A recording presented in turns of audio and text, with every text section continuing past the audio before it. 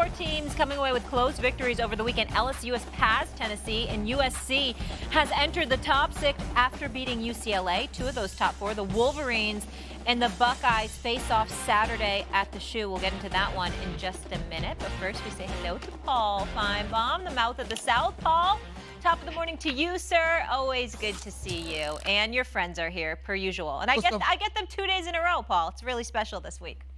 What's going on, big time? How are you, sir? Yeah, and man, Stephen A., you are not the most popular man in Fort Worth, Texas this morning. Really? Why is that? What did I do? What did I do? What did I do? Because they of TCU? Don't like to be disrespected. Oh, please, man. Come on, man. They ain't winning no that. Listen, I applaud the season that they have had, but they ain't winning no damn national championship. Let's pump the brakes on that, okay? That's all I'm trying to say. All right, Paul, first, per usual, let me get your biggest takeaway from the latest rankings. Well, Clemson is gone.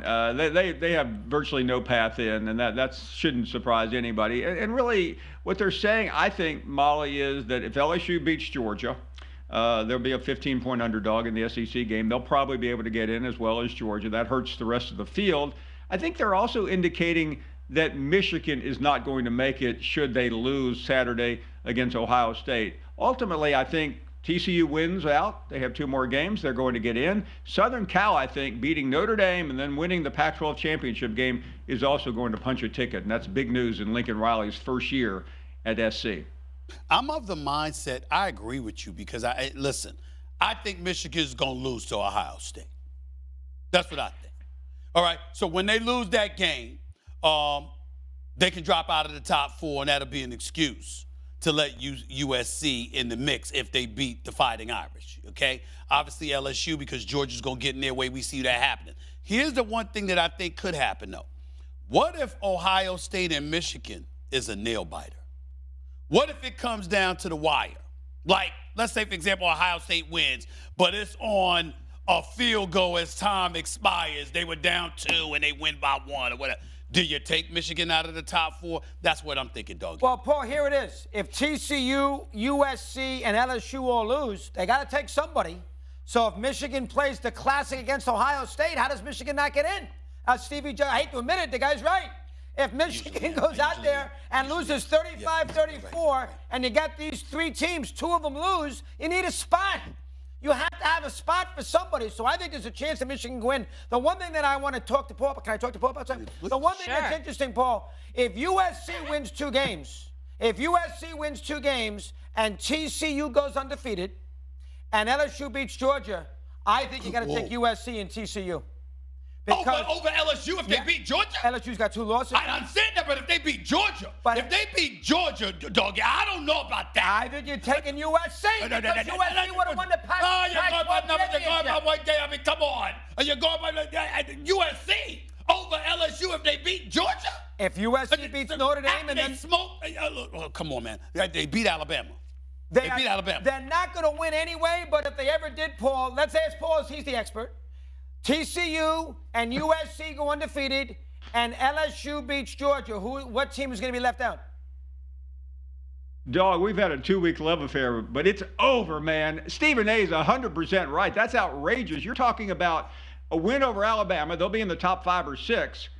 And a win over Georgia, the #1 team in the country, in Georgia? Come on, dog. I mean, that's a ludicrous statement to make when you consider what LSU has to deal with. And the committee puts a high premium on these championship games, so they're going to really slide it over. There's not a lot of precedent because we've never had a 2-win team. But last year, Georgia lost badly in the SEC championship game. They stayed in. I realize that's not apples to apples, but it's as close as I can come. And quite frankly, LSU would have earned their way in. Well, LSU they got destroyed by Tennessee at home. How did Tennessee play last weekend? Horrible. Against Rattler. They gave up 63 points, and Tennessee walked into Baton Rouge and won 40-3. The one USC loss was on a 2-point conversion, for crying out loud. I will give you this. That will, hold on, Paul, that will count against LSU. The fact that they got smacked by Tennessee, 40-13. They got bum rushed. That will come into play. But Alabama and then in an SEC title matchup, you beat Georgia?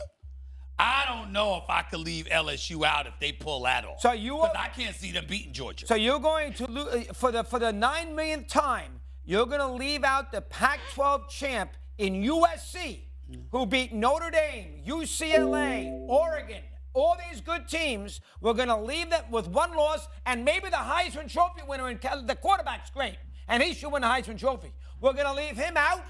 We're going to leave him out when they won the Pac-12 and take the 2 SEC teams. Not one, 2 SEC. That's not fair. This guy's a great quarterback. Do you see defense in the Pac-12?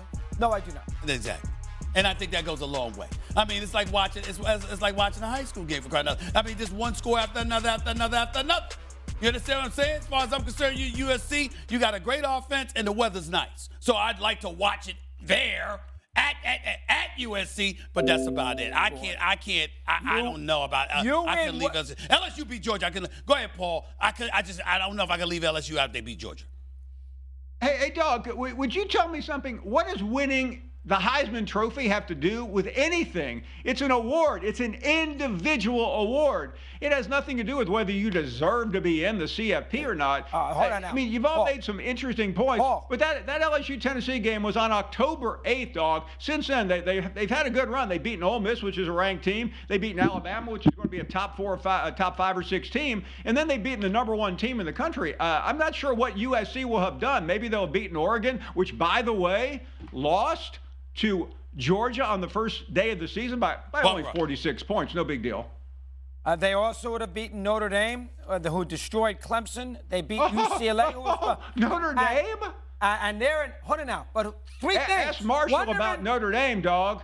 They're going to win a conference championship, #1 in the Power 5. They have the best football player in the country, and they play in Los Angeles. You don't think that's a factor with them making a decision with two teams now in where the you SEC? play? It's Okay, so they get 5 points for being in LA. I mean, Dog, what world do you live in? Oh, it helps. You don't think it helps Notre Dame all these years getting into the Final Four? I don't care where they are. Well, Notre Dame has beat, but they get in all the time because it's Notre Dame. Not in football. Yes, they Not got in it last. They got it 2 years ago. Oh, you guys are crazy. Let me tell you, you're crazy because you keep holding on to the past. You gotta let it go. Gotta let it go. All right? Notre Dame is not what it used to be. Now, I like this coach, and I believe in him. And he's got them playing good football right now. And this game against USC is going to be important. But don't think has gotten up with us today. The man who has, without question, the best backdrop of anyone at ESPN, and we'll show it in full in a minute. The great Desmond Howard is up with us. I'll come to you in a minute, Des. But let me start with Heather. Help me interpret those messages last night from the committee. What does it mean that LSU is 5 and USC is 6? It means that if LSU runs the table and beats Georgia to win the SEC championship, they will become the first 2-loss team in the history of the college football playoff to finish in the top 4. I don't think there's any doubt that LSU gets in because they will have wins against Alabama and Georgia. And to further boost that case, the committee has said that Georgia separated itself from everyone else. So you go and you beat their #1 team that separated itself from the rest of the country, you're in. On a neutral field. I agree with that. So, Des, assuming you agree with that if LSU wins, they're in, then what about Georgia? Does Georgia get in also? Because in your mind, is there any question of that? Because if so, we have set up a scenario where the SEC is taking up 2 of the 4 spots.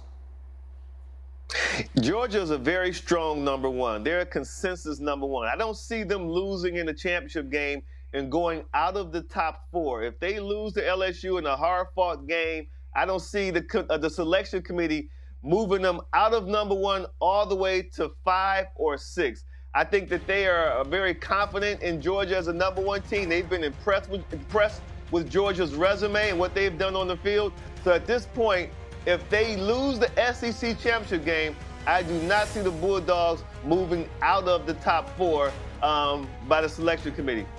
All right, so we all are in agreement on that.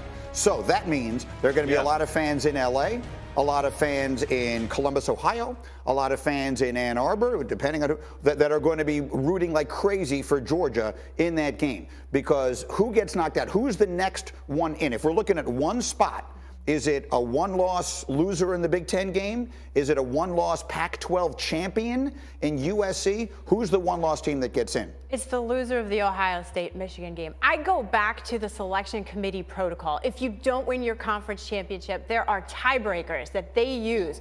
Conference championship is one. The loser of that game doesn't have it. Strength of schedule is another. Michigan certainly doesn't have it. Ohio State could make a case because of the win against Notre Dame. And then strength of schedule, common opponents.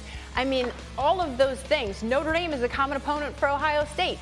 How does USC beat Notre Dame en route to that Pac-12 title? Okay. So all of those things are a factor. So what she has just set up for us are the stakes of the game this weekend, which candidly